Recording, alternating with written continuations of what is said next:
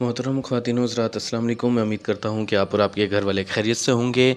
आज हम पढ़ेंगे इंडिया पाकिस्तान वीज़ा एग्रीमेंट 2012। हम उम्मीद करते हैं कि आपको हमारी ये मेहनत पसंद आती होगी। ये हमारी दुनिया का एक नक्शा है जिसको हम मुख्तलिफ़ बरआज़मों में तकसीम करके स्टडी करते हैं, इसका मुतालिया करते हैं ताकि उसको अच्छे तरीके से समझ सकें। इसी दुनिया में मौजूद मुल्क पाकिस्तान की खारजा पॉलिसी की तारीख़ हम आपको पढ़ा रहे हैं।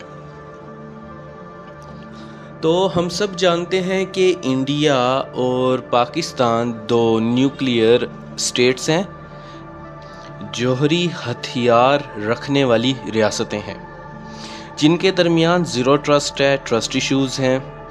और 2012 की अगर हम बात करें कि अगर आज हम 2012 में हैं तो 38 ईयर्स ओल्ड वीज़ा रिस्ट्रिक्शंस हम देखते हैं, यानी कि 2012 में 38 ईयर्स हो गए थे कि वीज़ा रिस्ट्रिक्शंस देखने को मिल रही थी। लेकिन खित्ते की खुशहाली के लिए फ्रेंडली रिलेशनशिप्स बहुत ज़रूरी होते हैं। पीपल टू पीपल कांटेक्ट बहुत ज़रूरी होता है कि हम पाकिस्तानी हिंदुस्तानियों से मिलें और हिंदुस्तानी हम पाकिस्तानियों से मिलें। जैसे यूएई, सऊदी अरेबिया और बाकी ममालिक में ये इकट्ठे रहते हैं, बातचीत करते हैं। तो अगर यहाँ भी लोग अमन पसंद हो जाएंगे तो हुकूमतों को भी होना पड़ेगा।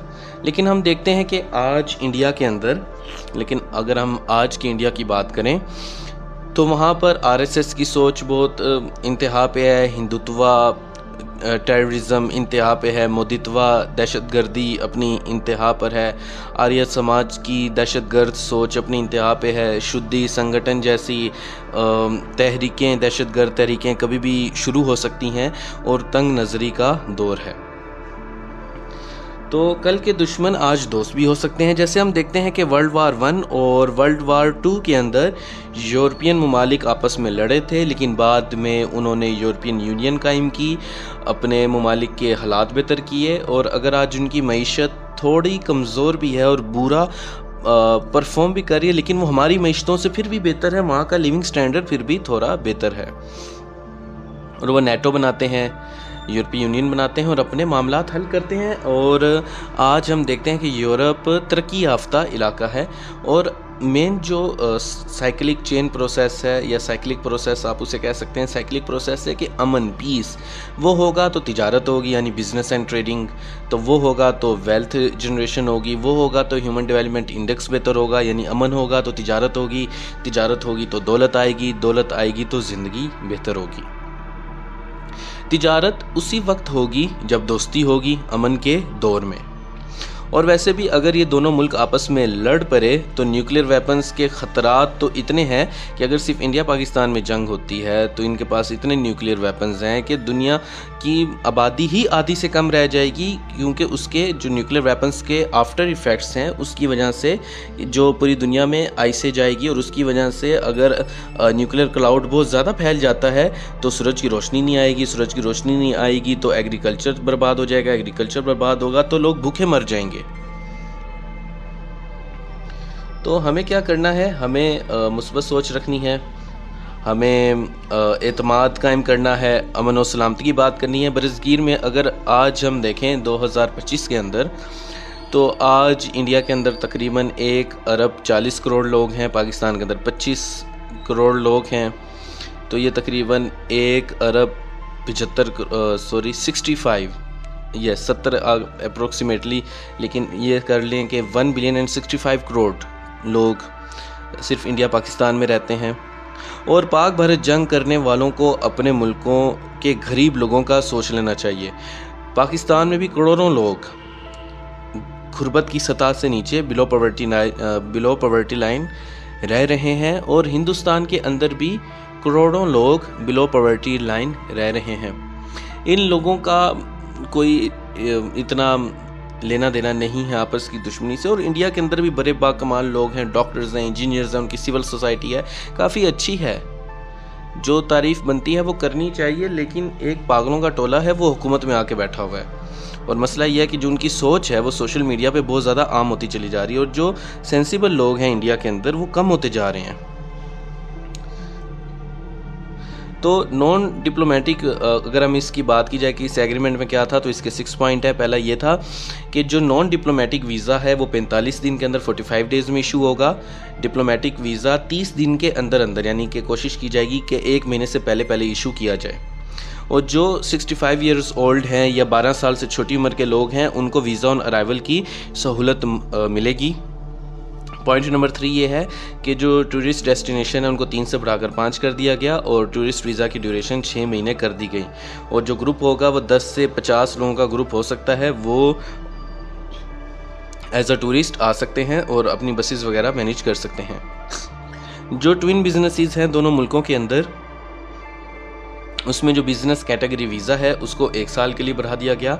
और जो हिंदू हजरात अपने मुक़द्दस मकामात के लिए यहाँ पर विज़िट करने आते हैं, यहाँ पे सफ़र करते हैं अपने मंदिर वगैरह देखने, अपनी पुरानी सकाफ़त देखने, तो जो उनका वीज़ा है वो कोशिश की जाएगी कि उनको एक शॉर्ट ड्यूरेशन का वीज़ा दिया जाए। जैसे 15 दिन का वीज़ा है, 15 डेज़ ऑफ वीज़ा, लेकिन उसको अप्लाई करना होगा 45 दिन से पहले, यानी आपका जो प्लान है उससे 45 दिन पहले आपको वो अप्लाई करना होगा। और जो सीनियर सिटीज़न हैं या फिर जिन्होंने आपस में शादियां की हुई हैं, यानी कि अगर कोई हिंदू बिरादरी पाकिस्तान की है, उसकी वहाँ की हिंदू बिरादरी से शादी है, या यहाँ की मुस्लिम बिरादरी की वहाँ की किसी मुस्लिम बिरादरी से शादी है, तो उस लिहाज से जो मैरिड कपल्स हैं या सीनियर सिटीज़न्स हैं उनका जो वीज़ा है उसको 2 साल तक बढ़ाया जा सकता है।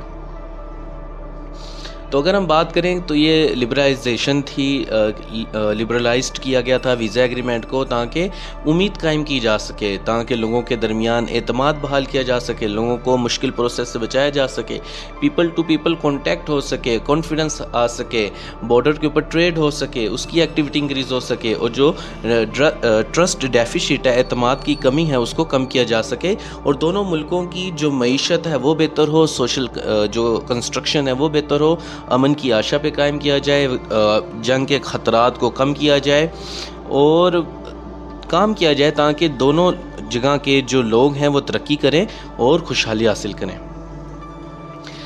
और बहुत अच्छी बात है कि मुस्बत सोचा जाए, लेकिन जो रियलिस्टिक अप्रोच है वो बदलती रहती है। जैसे आज इंडिया के अंदर जो पॉपुलर है वो आरएसएस के लोग हैं, हिंदुत्वा मुदित्वा के लोग हैं कि उन्होंने एक पूरी कैंपेन की है, और अब जब तक ये जो यंग जनरेशन है जो उस रास्ते पे चल पड़ी है, जब तक ये एक्सचेंज नहीं होगी तो मुश्किल है कि कुछ बेहतरी के हालात मिलें। हाँ, हम अमन की बात करते हैं लेकिन डरते नहीं हैं, तो ये बात पता होनी चाहिए।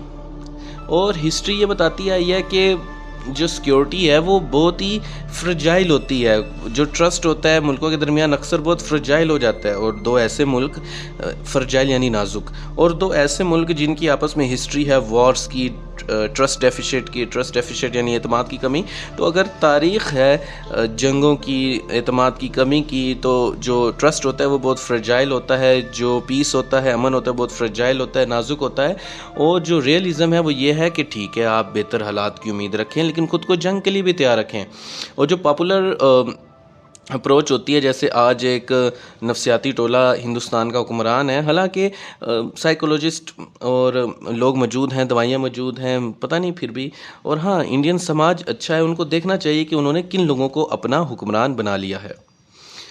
तो अगर हम देखें तो ये वीज़ा एग्रीमेंट बहुत ही कारआमद साबित हो सकता है दोनों मुल्कों को एक दूसरे के करीब लाने के लिए। ये जो इंडिया पाकिस्तान वीज़ा एग्रीमेंट 2012 था, इसको फिर से शुरू करना चाहिए ताकि लोगों के अंदर एतमाद बहाल हो।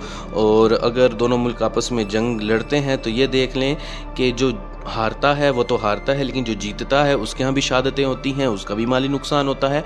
तो ये बातें देखनी चाहिए। और अगर जब हम मुज़ाकरात कर सकते हैं, टेबल टॉक कर सकते हैं, तो लड़ना ही क्यों है? तो लड़ाई के बाद भी तो टेबल टॉक पे ही आना है, तो उससे पहले क्यों ना टेबल टॉक करके मामलात हल कर लिए जाएं। वो मुझे राहत अंदौरी का एक शेर याद आ रहा है कि आजकल सरहदों पर बहुत तनाव है क्या, आजकल सरहदों पर बहुत तनाव है क्या, पता तो करो चुनाव है क्या।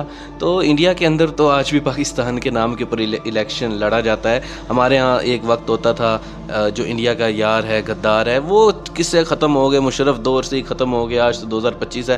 लेकिन आज भी अफसोस ही है कि इंडिया में हमारे नाम पर इलेक्शन लड़ा जाता है। तो हाँ, ये आज का लेक्चर था। हम उम्मीद करते हैं कि आप साथ साथ अपने नोट्स बना रहे होंगे, हमारे लेक्चर आपकी मदद कर रहे होंगे। तो चैनल पर बार बार आने के लिए और वीडियोस देखने के लिए आप सभी लोगों का बहुत बहुत शुक्रिया। अल्लाह हाफिज़।